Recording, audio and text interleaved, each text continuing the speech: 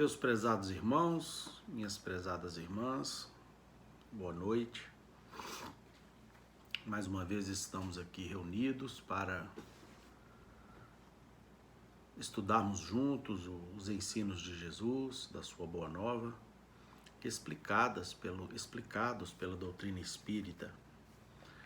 E, como sempre fazemos em nossas reuniões, nós vamos iniciar os nossos estudos dessa noite, elevando os nossos pensamentos a Jesus e fazendo a oração que Ele nos ensinou.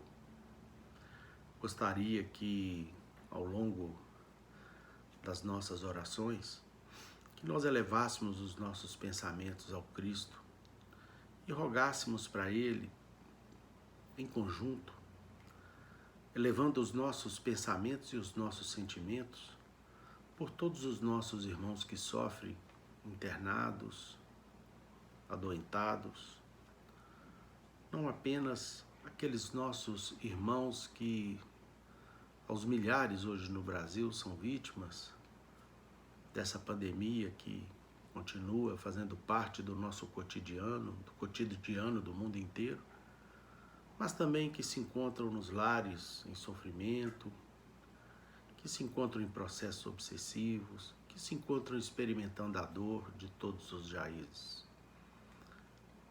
Pai nosso, que estais nos céus, santificado seja o vosso santo nome. Venha a nós o vosso reino, seja feita a vossa vontade, aqui na terra como em todo o universo. Pão nosso de cada dia, nos dai hoje, Senhor. Perdoai as nossas dívidas, assim como perdoamos os nossos devedores. Não nos deixeis cair em novas faltas, livra-nos, Senhor, do mal. Pois que vossos são o reino, o poder, a majestade e a glória, para todos sempre, que assim seja. Em nome de Deus, de Jesus, nosso Mestre amado, de Paulo de Tarso, patrono da nossa casa de oração, estudo e trabalho, dos nossos amigos e benfeitores espirituais. Estamos iniciando os nossos estudos e orações dessa noite, na santa e bendita paz, que assim seja. Prezados irmãos e irmãs, se um dia tiverem que escolher entre o mundo e o amor, lembrem-se do seguinte: se nós escolhermos o mundo, nós ficaremos sem o amor. Mas se nós escolhermos o amor, com ele nós conquistaremos o mundo.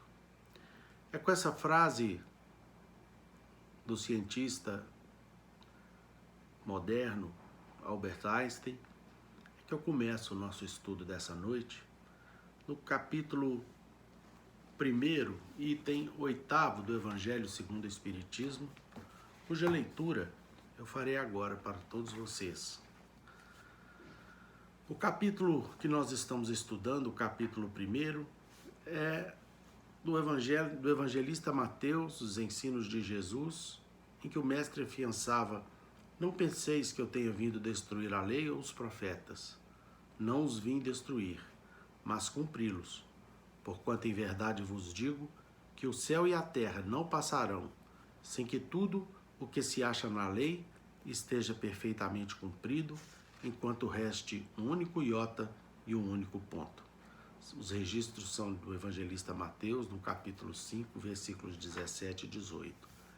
E nós escolhemos aqui nessa noite o item 8º, que é um comentário do codificador a respeito da aliança da ciência e da religião. Esse divórcio que já faz tantos séculos aconteceu, sendo uma das causas da condição atual do mundo, ainda um mundo de expiação de provas. A ciência e a religião são as duas alavancas da inteligência humana. Uma revela as leis do mundo material e a outra as do mundo moral. Tendo, no entanto, essas leis o mesmo princípio que é Deus, não podem contradizer-se. Se fosse a negação uma da outra, uma necessariamente estaria em erro e a outra com a verdade, porquanto Deus não pode pretender a destruição da sua própria obra.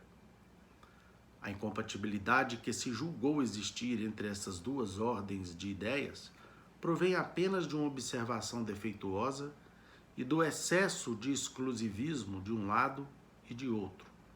Daí um conflito que deu origem à incredulidade e à intolerância. São chegados os tempos em que os ensinos do Cristo têm de ser completados, em que o véu intencionalmente lançado sobre algumas partes desse ensino tem que ser levantado, em que a ciência, deixando de ser exclusivamente materialista, tem de levar em conta o elemento espiritual, e em que a religião, deixando de ignorar as leis orgânicas e imutáveis da matéria, como duas forças que são, apoiando-se uma na outra e marchando combinadas, se prestarão mútuo concurso. Então, não mais desmentida pela ciência, a religião adquirirá inabalável poder, porque estará de acordo com a razão, já se lhe não podendo mais opor à irresistível lógica dos fatos. A ciência e a religião não puderam até hoje entender-se, porque encarando cada uma as coisas do seu ponto de vista exclusivo, reciprocamente se repeliam. Faltava, com que encher o vazio que as separava, um traço de união que as aproximasse. Esse traço de união está no conhecimento das leis que regem o universo espiritual e suas relações com o mundo corpóreo. Leis tão imutáveis quanto as que regem o movimento dos astros e a existência dos seres. Uma vez comprovadas pela experiência essas relações, nova luz se fez. A fé dirigiu-se à razão. Esta nada encontrou de ilógico na fé. Vencido foi o materialismo. Mas nisso, como em tudo, há pessoas que ficam atrás até serem arrastadas pelo movimento geral que as esmaga, se tentam resistir-lhe em vez de o acompanharem. É toda uma revolução que nesse momento se opera e trabalha os espíritos. Após uma elaboração que durou mais de 18 séculos, chega ela à sua plena realização e vai marcar uma nova era na vida da humanidade. Fáceis são de prever as consequências. Acarretará para as relações sociais inevitáveis modificações, às quais ninguém terá força para se opor, porque elas estão nos desígnios de Deus e derivam da lei do progresso, que é a lei de Deus. Essa página belíssima, nós estamos conjugando hoje com a pergunta 779 do Livro dos Espíritos, que inicia o subtítulo, o subtítulo denominado por Kardec como Marcha do Progresso, onde Kardec faz a seguinte indagação ao Espírito da Verdade. O homem colhe em si mesmo a força para progredir ou o progresso é apenas fruto de um ensinamento? A resposta dos Espíritos. O homem se desenvolve por si mesmo, naturalmente, mas nem todos progridem ao mesmo tempo e do mesmo modo. É então que os mais adiantados auxiliam o progresso dos outros por meio do contato social. Meus irmãos, não penseis que eu tenha vindo destruir a lei ou os profetas. Não os vim destruir, mas cumpri-los. Porquanto em verdade vos digo que o céu e a terra não passarão, sem que tudo o que se acha na lei esteja perfeitamente cumprido, enquanto nele existir um último iota e um último ponto. Meus irmãos, é importante situar no tempo e no espaço quando que esse grandioso ensinamento de Jesus foi proferido, em quais foram as circunstâncias que o Mestre o proferiu. No capítulo 5 do Evangelho de Mateus, como nós vimos aqui, nós vamos encontrar um Jesus se referindo a um dos mais maravilhosos conjuntos de ensinos, de profecias, de esperanças que o mundo já testemunhou, que foi o Sermão das Bem-aventuranças, ou o Sermão da Montanha. Narra o Novo Testamento, meus caríssimos irmãos, que Jesus, antes de proferir o sermão da montanha, o sermão das bem-aventuranças, ele fez 40 dias de meditação no deserto. Durante 40 dias, ele se colocou no mais profundo silêncio, entrando na mais perfeita comunhão com o Pai, e por fim, se dirigiu às montanhas ou às colinas de Curum-Hatim, no sudoeste do lago de Genezaré, e proferiu esse conjunto de ensinos, esse conjunto de mensagens que foram dirigidas ao povo e que foi um documento maravilhoso em que o Mestre não apenas promete àqueles aos quais ele se dirigia naquele momento as felicidades eternas, mas nesse documento o Mestre estabeleceu de maneira definitiva toda a plataforma, toda a base sobre a qual estaria fincado o anúncio do reino de Deus. Jesus trouxe ali os fundamentos do cristianismo, os fundamentos da sua boa nova, e estabeleceu de maneira definitiva uma aliança com a humanidade, trazendo um completo código de moralidade capaz de orientá-la para toda a eternidade.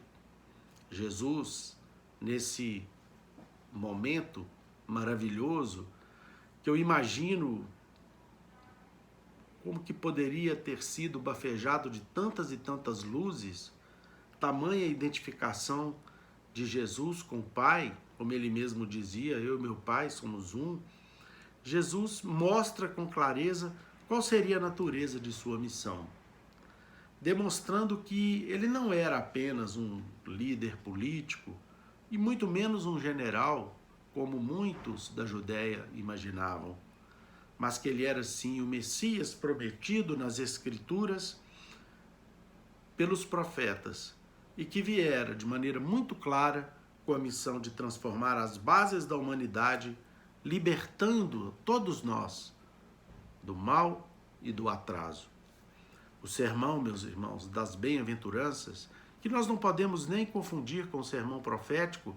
Eu confesso com os irmãos que algum tempo atrás eu fiz essa confusão. O sermão profético foi proferido tempos depois por Jesus no Monte das Oliveiras. E no sermão profético o Mestre lamenta profundamente o descaso da humanidade em relação aos seus ensinos, em relação aos ensinos do profeta, e proclama a separação dos bodes, das ovelhas, das criaturas boas, das criaturas honestas, daqueles que insistiam em oprimir, em trazer o mal à humanidade. E com relação aos judeus, ele promove uma profecia especial que se referia a Jerusalém, que seria mais tarde, segundo o Mestre, que sofreria mais tarde, segundo Jesus, as consequências dos erros inúmeros cometidos pelo seu povo. Então, o sermão das bem-aventuranças, diferentemente do sermão das montanhas, Jesus estabelece o mais absoluto contraste, meus irmãos, entre os padrões da criatura humana, da criatura material e os ideais de espiritualidade que nós precisávamos cultivar em nossas vidas. Até então, nós, criaturas materiais, não conseguíamos entender as razões do amor, as razões do perdão para aqueles que nos fizessem mal. Até o sermão das bem-aventuranças, fazer o bem aos que nos caluniassem era uma heresia incompreendida. Compreender que melhor sofrer uma injustiça do que causar uma injustiça era inimaginavelmente entendido pelas criaturas. De que perdoar o inimigo era um ato de covardia e não de grandeza. Até o sermão das bem-aventuranças, as criaturas não compreendiam verdadeiramente o que significava a missão de Jesus e a aliança que ele estabelecia definitivamente conosco. Ali, Jesus convida a humanidade inteira para ir além, para ir muito além, para enxergar muito adiante daquele tempo e vislumbrar num futuro o estabelecimento do reino de Deus aqui na terra a partir da compreensão de sua boa nova. Jesus pede para que a humanidade compreenda uma nova dimensão de consciência, ultrapassando os limites estreitos da materialidade e entrando, na verdade, num espaço, num campo totalmente inédito, glorioso e com uma visão cósmica que umas criaturas deveriam ter em relação às outras, que era a indulgência. Jesus, a partir do Sermão das Bem-aventuranças, nos fez entender a transitoriedade de tudo que fosse material e pediu que nós compreendêssemos e refletíssemos a respeito do essencial e perene para as nossas vidas, que era a vida em espírito.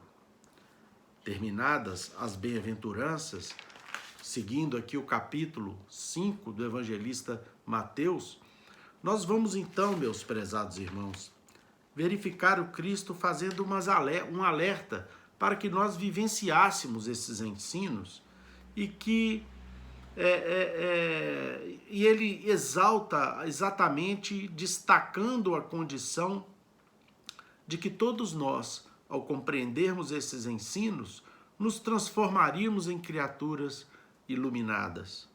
Ao compreendermos e praticarmos esses ensinos, nos transformaríamos como aqueles seus seguidores abençoados, que atendendo ao chamamento do grande semeador do universo, nos transformariam então, como o mestre diz aqui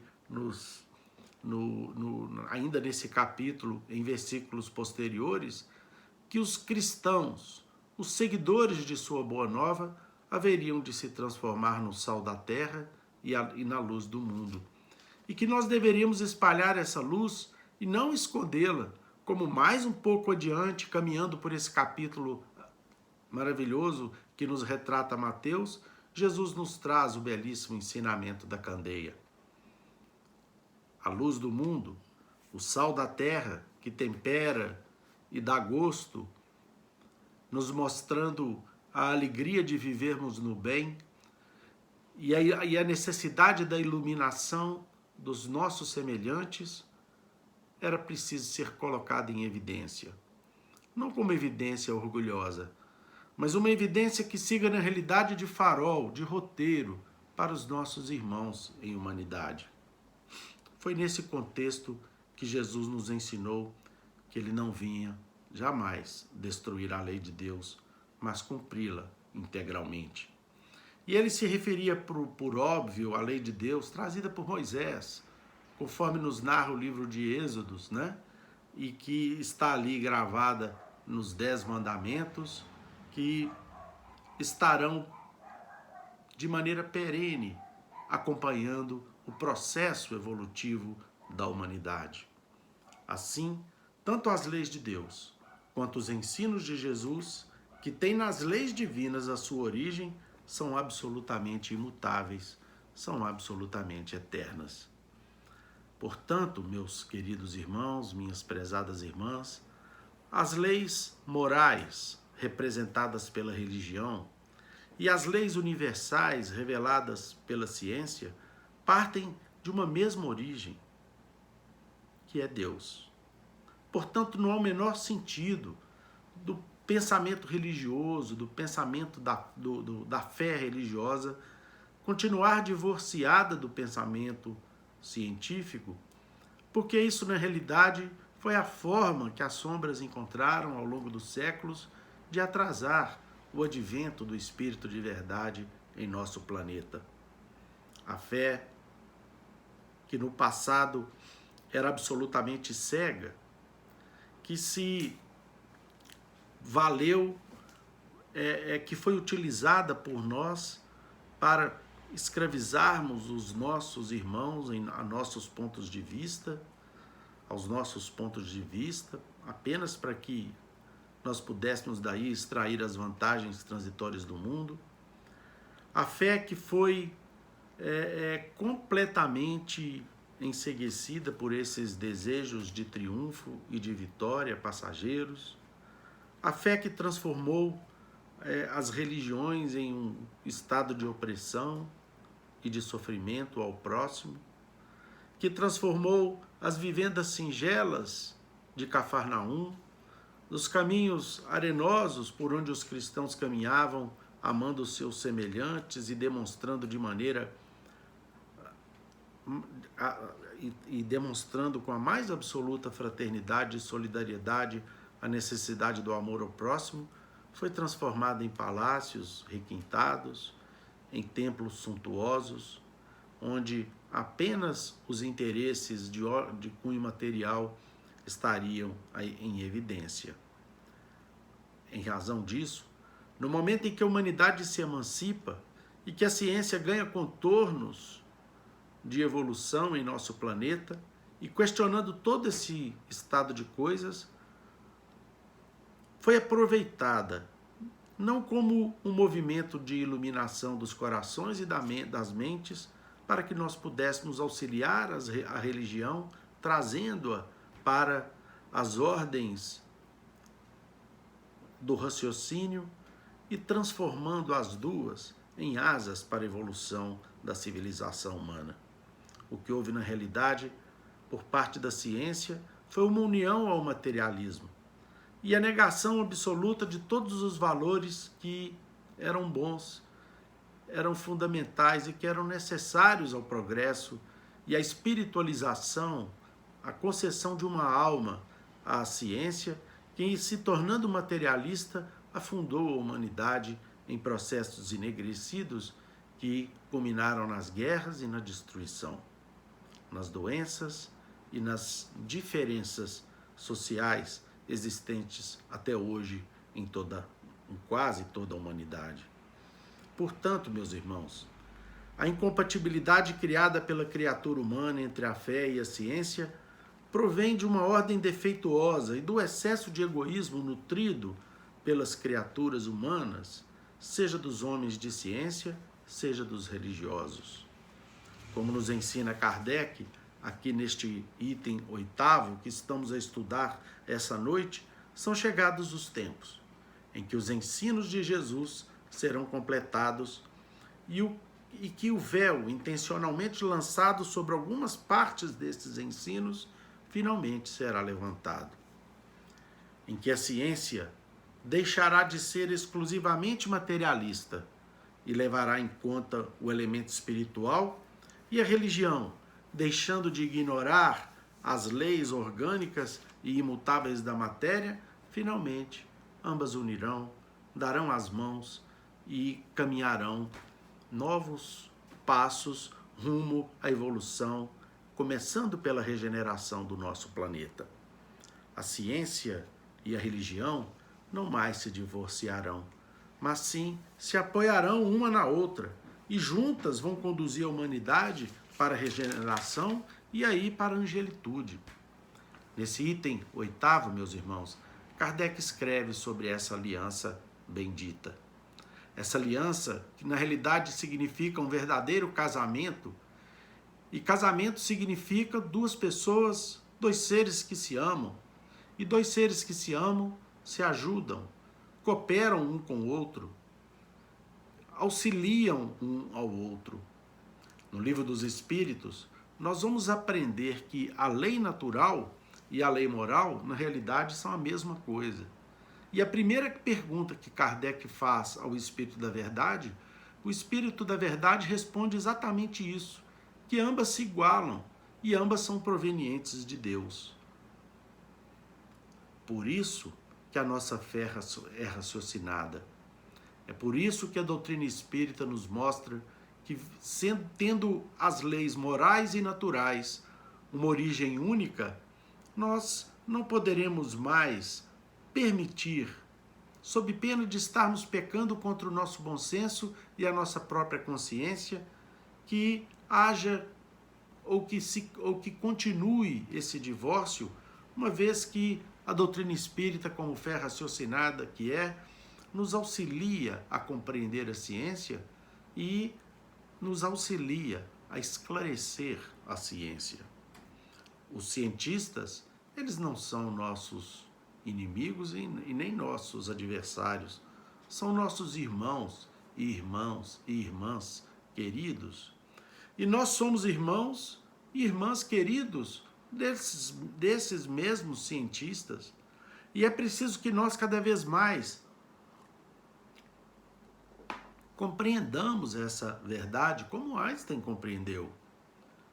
Houve um tempo em que ele nos disse que todas as vezes em que ele penetrava o âmago da matéria, todas as vezes que ele descobria alguma novidade do ponto de vista científico, ali ele encontrava Deus, né?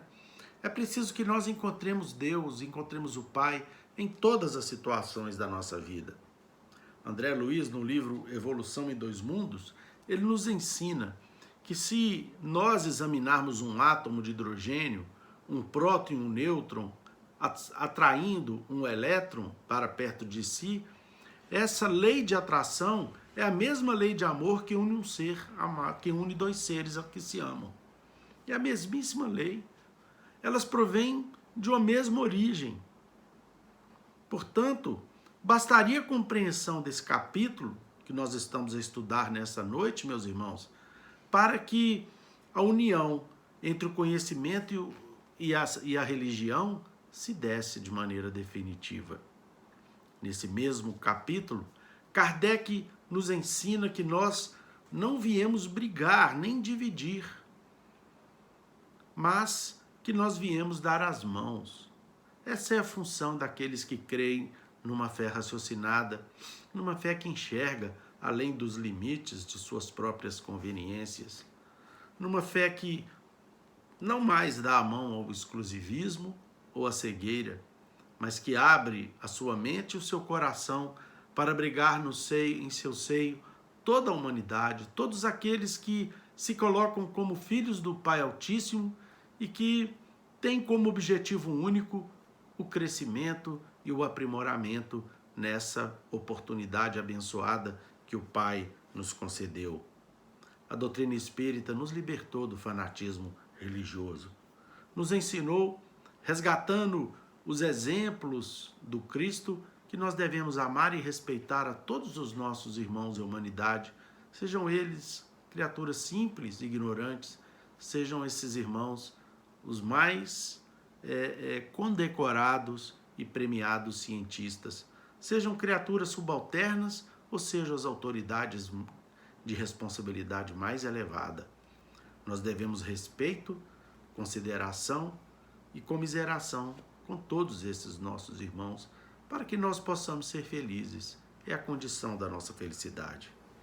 Immanuel Kant, um famoso filósofo alemão, que nasceu em 1724 e morreu em 1804, um dos maiores filósofos alemães, ele nos ensina que somente a pura intervenção moral do coração pode tornar agradável a Deus. E para ele, esse filósofo admirável, os conflitos entre religiosos e cientistas deixam de existir se ambos se dispuserem a seguir dois deveres em suas vidas. O primeiro dever que Kant explanava, né? Ou exaltava: ame a Deus acima de tudo. E o segundo dever: ama teu próximo como a ti mesmo. Meus irmãos, o nosso inesquecível Emmanuel, numa página muito bonita do livro da Esperança, ele nos fala exatamente do tema que nós estamos a estudar nessa noite. No livro da Esperança, psicografado pelo Chico Xavier, nosso venerando e amado amigo, Emmanuel, numa página cujo título é Supercultura, ele fala do tema que nós estamos aqui a estudar. Alfabetizar e instruir sempre. Sem escola, a humanidade se embaraçaria na selva. No entanto, é imperioso lembrar que as maiores calamidades da guerra procedem dos louros da inteligência sem a educação espiritual. A intelectualidade requintada entretece lauréis à civilização, mas por si só não conseguiu até hoje frear o poder das trevas. A supercultura monumentalizou cidades imponentes e estabeleceu engenhos que as arrasam. Levantou embarcações que se alteiam como sendo palácios flutuantes e criou o torpedo que as põe a pique. Estruturou asas metálicas poderosas que, em tempo breve, transportam o homem através de todos os continentes e aprumou o bombardeiro que lhe destrói a casa. Articulou máquinas que patrocinam o bem-estar no reduto doméstico, mas não impede a obsessão que comumente decorre do ócio demasiado. Organizou hospitais eficientes e, de quando em quando, lhes superlota as mínimas dependências com os mutilados e feridos enfileirados por ela própria nas lutas de extermínio. Alçou a cirurgia às inesperadas culminâncias e aprimorou as técnicas do aborto. E ainda agora, realiza incursões a pleno espaço nos albores da astronáutica e examina do alto os processos mais seguros de efetuar aniquilamentos em massa pelo foguete balístico. Iluminemos o raciocínio sem descurar do sentimento. Burilemos o sentimento sem desprezar o raciocínio. O Espiritismo, restaurando o cristianismo, é a universidade da alma. Nesse sentido, vale recordar que Jesus, o mestre por excelência, nos ensinou, acima de tudo, a viver construindo para o bem e para a verdade, como a dizer-nos que a chama da cabeça não derrama a luz da felicidade sem o óleo do coração. Meus caríssimos irmãos, minhas caríssimas irmãs, que seria de nós sem a bendita doutrina espírita? Nós que ainda caímos tanto, que cometemos erros e às vezes até reiterados pelos caminhos da nossa vida, que seria de nós se nós não repetíssemos esses ensinos que nos levam a refletir sobre a necessidade da mudança? Uma coisa é certa, nós já sofremos com a repetição desses velhos erros. E nós já nos incomodamos com eles, presentes no nosso mundo íntimo. É preciso agora, meus irmãos, de vez, nos divorciarmos desses erros e desses equívocos. Mas para que isso ocorra, é fundamental que nós, a partir da fé raciocinada que a doutrina espírita nos trouxe, aliemos essa fé ao amor que Jesus nos ensinou. A doutrina espírita sem Jesus, como nos diz Emmanuel, é apenas mais uma seita que nos levará ou à negação ou ao fanatismo. Busquemos Jesus no fundo dos nossos corações. Tragamos Jesus para o fundo dos nossos corações. Vamos fazer com que Ele more lá através dos seus ensinos, modificando cotidianamente as nossas reações, as nossas fraquezas, mudando-nos definitivamente para que possamos chegar no mundo espiritual como bravos guerreiros que lutaram contra si mesmos. Aqueles guerreiros que empreenderam a luta contra os seus defeitos milenares e que finalmente conseguiram se ver livres deles.